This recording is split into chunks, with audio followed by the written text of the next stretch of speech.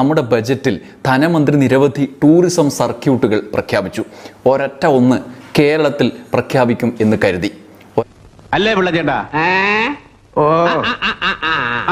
ഇംഗ്ലീഷിലൊരു ചൊല്ലുണ്ട്, an ass is but an ass though he carries gold എന്ന് വെച്ചാൽ സ്വർണം ചുമന്നാലും കഴുത കഴുത തന്നെ എന്ന്. ഒന്നും ചുമക്കാനില്ലാത്ത കോവർ കഴുതകൾക്ക് അങ്ങനെ പലതും പറയാം.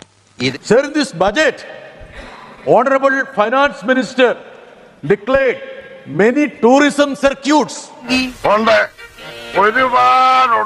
എന്റെ ബുദ്ധിയും നിങ്ങളുടെ ശക്തിയും മതി. നിങ്ങളുടെ ബുദ്ധിയും എന്റെ ശക്തിയുമായാല് ഈ 3D പടം പോലെ ഇരിക്കും, ഇങ്ങോട്ട് വരണ പോലെ ഇരിക്കും, പക്ഷെ വരില്ല. ഒരൊറ്റ ഒന്ന്.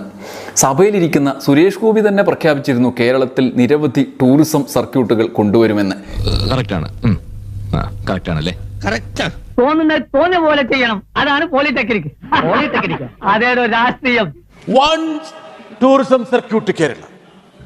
I thought the finance minister would respect my dear friend Suresh Gopi.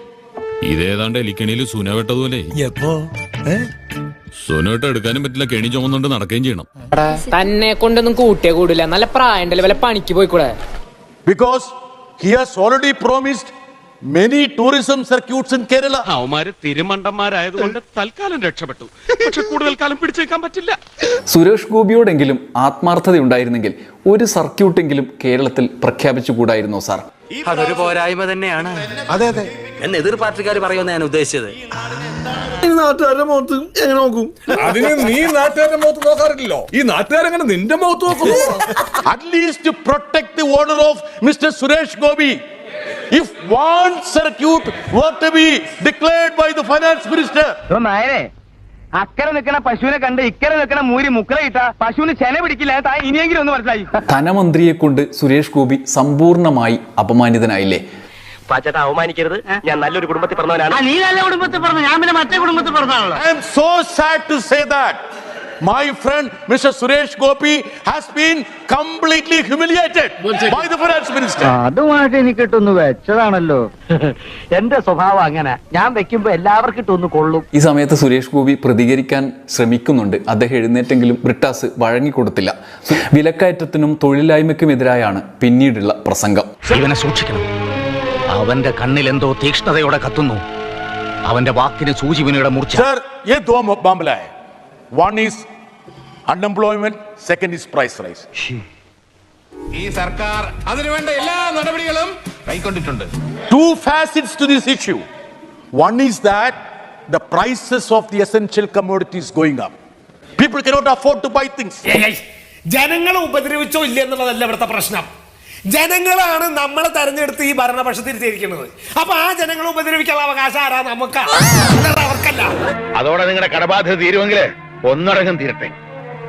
ഉള്ള കാര്യം പറയാമല്ലോ, എന്റെ നീ ഒരു 10 പൈസ അവിടെ എടുക്കാനില്ല. ആത്മഹത്യ ചെയ്യാനുള്ള തന്റെ ഇടവും ഞങ്ങൾക്കില്ല.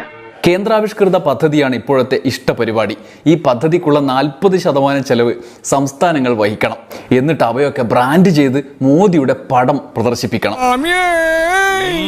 അതിൽ ഞാൻ മാത്രമേ പാടുള്ളൂ. എന്റെ തല എന്റെ ഫുൾ ഫിഗർ, എന്റെ തല എന്റെ ഫുൾ ഫിഗർ, അങ്ങനെ അങ്ങനെ അങ്ങനെ. വയനാട് ഉരുൾപൊട്ടലുണ്ടായപ്പോൾ കേരളത്തെ വനം മന്ത്രി അപമാനിച്ചു സാർ എന്ന് വിശദീകരിച്ചു. നിങ്ങളോട് എനിക്കൊരു ദേഷ്യമില്ല. വിവരമില്ലായ്മ ഒരു കുറ്റമല്ലല്ലോ. അതെ. Even after this landslide, 300 more precious lives lost. Mr. Bhupendra Yadav made a statement to mock, to insult, humiliate Kerala and the people who were residing there. Suresh ഗോപിയുടെ വിശദീകരണത്തിൽ ബ്രിട്ടാസിന്റെ ആക്രമണത്തിനെതിരായ പ്രതിരോധം ഉണ്ടായിരുന്നു. എന്റെ ധനമന്ത്രിയെയും മന്ത്രിമാരെയുമാണ് ബ്രിട്ടാസ് കുറ്റപ്പെടുത്തിയത്. അണ്ണാവെ പറ്റി പറഞ്ഞ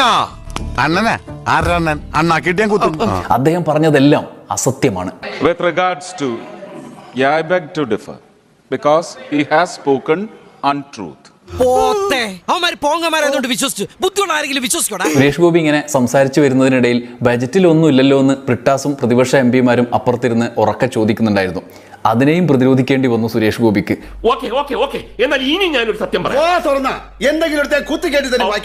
അപ്പൊ അതിൽ കയറി പിടിച്ച് വിശദീകരിച്ചിട്ടാണ് സുരേഷ് ഗോപി ആകെ അലമ്പായത്. മൂപ്പര് പറഞ്ഞു അതൊക്കെ ഉണ്ട്, അടുത്ത ബജറ്റിലുണ്ട്, ഈ ബജറ്റിൽ അടുത്ത ബജറ്റിലുണ്ട് എന്ന് സുരേഷ് ഗോപി തൽക്കാലത്തേക്ക് രക്ഷപ്പെടാൻ തട്ടിവിട്ടു.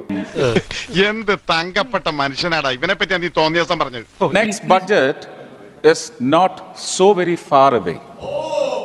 It's only 6 months or less than 6 months away. നീ എന്നെ കൂടുതൽ മണ്ടനാക്കാടാ. അടുത്ത ബജറ്റിൽ ഉണ്ട് എന്ന് പറഞ്ഞത് അത്ര ഏശിയില്ലാന്ന് സുരേഷ് ഗോപിക്ക് മനസ്സിലായി. അപ്പം മൂപ്പര് അടുത്ത കാര്യം വിശദീകരിച്ചു. വേറെയും ചില കാര്യങ്ങൾ ഞങ്ങൾ നൽകുന്നുണ്ട്. എന്താ അത്? ടൂറിസം വകുപ്പിന്റെ ആത്മീയ കേന്ദ്രങ്ങളെ ഉൾപ്പെടുത്തിക്കൊണ്ടുള്ള ഒരു പ്രൊജക്റ്റ് ഉണ്ട്. എവിടെയുണ്ട്? അല്ലാതെ ആലോചനയിലുണ്ട്. കേൾക്കാൻ നല്ല രസമുണ്ട്. ആലോചനയിലുള്ള പ്രൊജക്റ്റിൽ കേരളത്തിന് വലിയ പ്രാധാന്യമുണ്ട് എന്ന് സുരേഷ് ഗോപി വിശദീകരിച്ചു.